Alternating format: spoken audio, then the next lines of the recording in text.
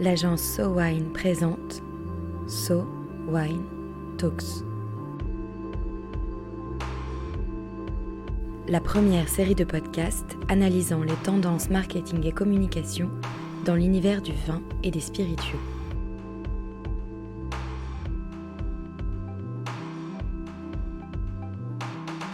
Le baromètre So Wine Dynata 2019, dont la présentation a eu lieu le 27 septembre dernier au Figaro, a réalisé un état des lieux de la consommation du vin et des spiritueux en France, divisé en 4 grands axes. Aujourd'hui, arrêtons-nous sur un des thèmes chers à l'équipe So Wine, les tendances de consommation du vin face à la transformation digitale. Sylvain, on se retrouve à nouveau pour établir un focus sur un des 4 grands thèmes du baromètre. Aujourd'hui, nous allons parler de l'impact du digital et des nouvelles technologies dans le rapport des Français aux vins et spiritueux. Tout d'abord, quel est le rapport des Français aux réseaux sociaux ? Alors les Français sont consommateurs, utilisateurs des réseaux sociaux. C'est incontestable et on l'a déjà mesuré les années précédentes. Ce qu'il en ressort pour 2019, c'est que Facebook reste le leader des réseaux sociaux en France, si on l'examine en fait par fréquence d'usage, puisqu'en fait quasiment 4 Français sur 5 déclarent en fait utiliser Facebook, avoir un compte Facebook, et ils sont 54% à nous dire l'utiliser quotidiennement. Donc tous les jours sur Facebook à 54%. Ensuite, c'est YouTube, avec un taux de pénétration qui est à peu près équivalent, qui est important, mais seulement 32% d'utilisateurs quotidiens. Et la plateforme qui a vraiment le vent en poupe, qui croît d'une année sur l'autre, et cette année de 17 points par rapport à notre précédent baromètre, c'est Instagram. Et Instagram, effectivement, est une plateforme qui connaît effectivement une forte progression, qui est déjà utilisée par 24% des Français quotidiennement, et on a maintenant presque un Français sur 2 qui l'utilise. Quels sont les sujets et thématiques que les Français suivent sur les réseaux sociaux ? Alors les sujets sont tournés vers le récréatif, les plateformes sociales, faut pas l'oublier, sont avant tout effectivement dans un usage, je dirais, de sphère privée, et un petit peu d'entertainment. Donc le premier thème en fait à 39%, c'est la musique, mais se place en fait dans le top 3 en deuxième position très vite la gastronomie. Donc ça c'est très intéressant évidemment dans notre sujet avec les vins et spiritueux, puisqu'on voit bien effectivement la résonance que peut avoir la gastronomie et l'intérêt de la gastronomie en relation avec les vins et spiritueux. Le troisième c'est les voyages à 34%. Mais si on regarde en fait spécifiquement le thème vins et spiritueux, on a quand même 15% des Français, donc utilisateurs des réseaux sociaux, qui disent en fait s'intéresser et suivre des comptes, des pages en relation avec ce thème vins spiritueux. Et sur quelle plateforme les Français suivent-ils des influenceurs ? Déjà, il faut peut-être qu'on formule une définition d'un influenceur qui, effectivement, du coup, pour l'être, doit être suivi et doit être, du coup, utilisateur de plateforme. Nous, on a formulé, en fait, une définition dans la question pour qu'on soit bien clair, en fait, sur ce qu'on demandait à nos sondés. Donc, un influenceur, c'est une personne qui bénéficie d'une bonne autorité sur les réseaux sociaux, avec une communauté assez large et qui s'adresse via ses publications du coup à un public qui le suit. Et cette personne, donc, ou influenceur, peut être connu, un expert dans un domaine particulier, ou encore une personne ayant une activité sociale importante.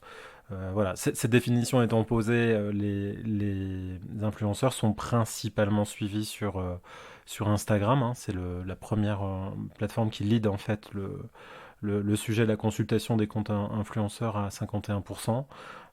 Et ensuite, en fait, on a en deux un YouTube à 43% et un Facebook à 39%. Donc les influenceurs sont principalement du coup suivis, enfin en premier du coup sur Instagram.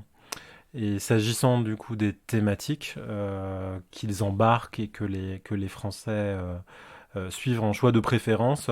Les premiers thèmes suivis, c'est la mode et le design, qui est vraiment un sujet d'intérêt que portent les influenceurs, donc à 33%. La musique à 30%, la gastronomie de nouveau, donc les foodistas, les influenceurs food ont effectivement un rôle important sur les plateformes à 27%. Et on a quand même 15% des personnes là aussi qui indiquent consulter, suivre des influenceurs en fait qui ont une teinte dans leur ligne éditoriale, dans leur sujet d'expertise en relation avec les vins et spiritueux. Alors, ils suivent des influenceurs, mais est-ce qu'ils suivent vraiment leurs recommandations? Alors effectivement, bon, c'est un très bon point de vérifier effectivement s'ils ont une véritable capacité à influencer. Et on leur a du coup posé voilà, la question du degré d'importance qu'ils accordent au conseil qu'ils trouvent en fait sur ces comptes d'influenceurs.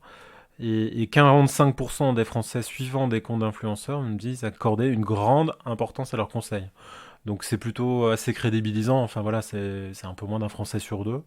Donc effectivement, comme leur nom l'indique, plutôt un rôle d'influenceur. Et s'agissant du coup du sujet qui nous intéresse au premier chef, le vin spiritueux, on a un tiers en fait de la catégorie des grands acheteurs de vin, donc ceux qui sont dans un rapport effectivement relativement assez quotidien l'acte d'achat, nous disent en fait et nous déclarent avoir acheté du vin recommandé sur les réseaux sociaux qu'ils suivent.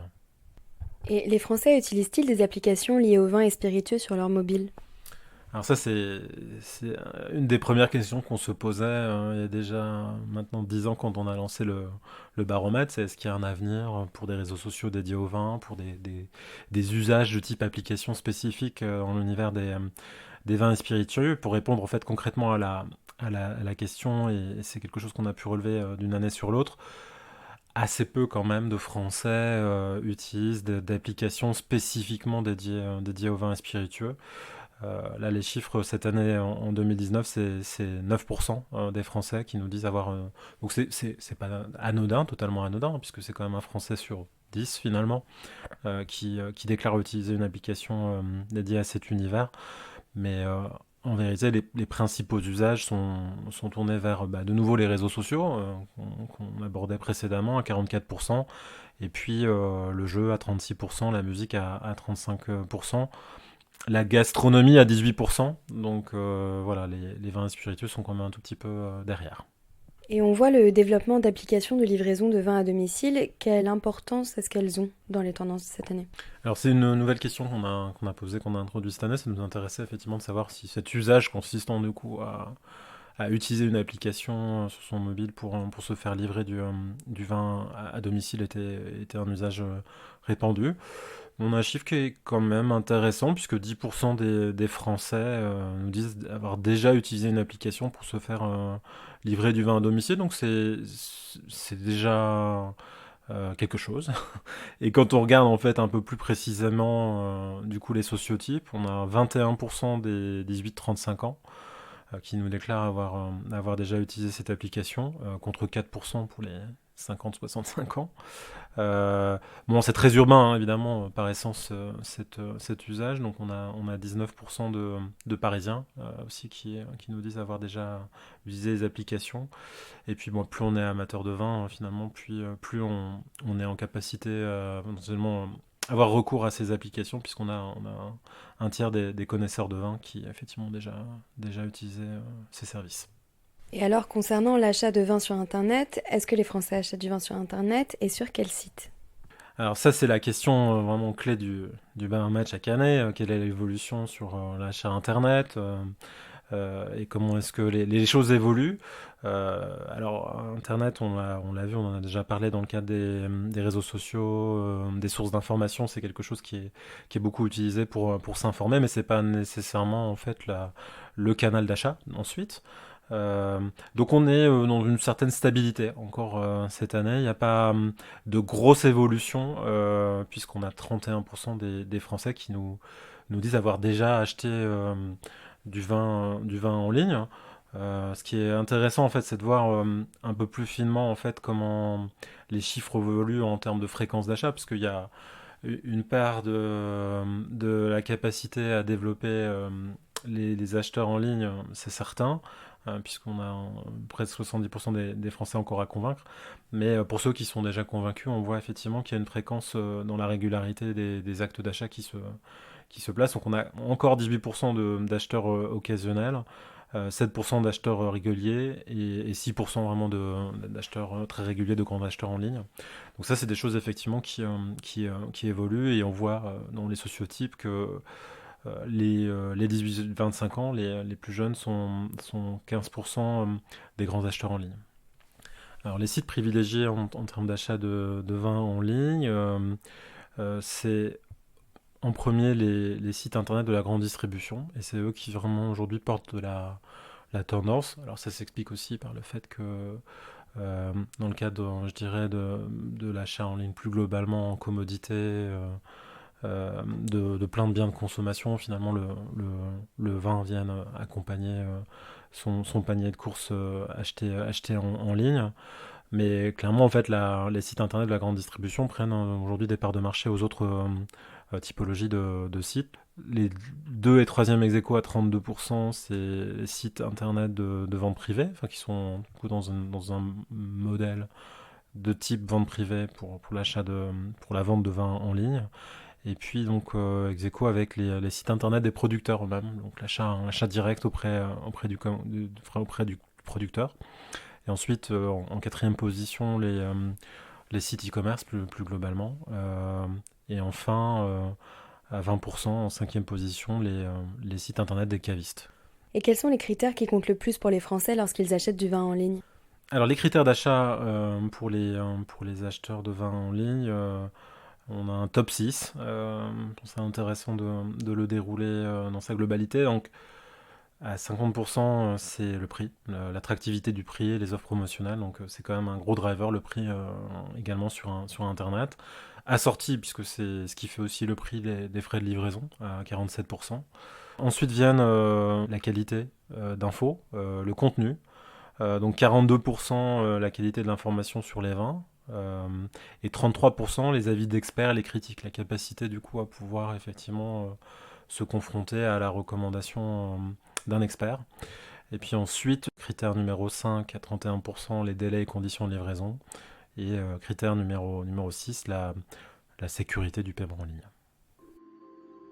Facebook, YouTube, Instagram, les Français utilisent les réseaux sociaux pour suivre des comptes liés à la gastronomie et au vin.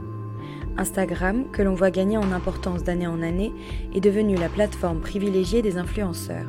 Et plus globalement, bien que l'on voit fleurir les applications et sites de recommandation de vin, les réseaux sociaux restent les interfaces qui permettent aux Français de s'informer et d'aiguiser leur goût pour le vin.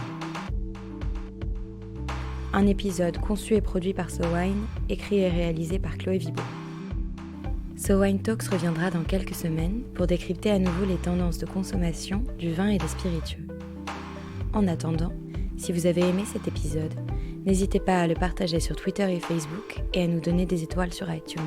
À très vite.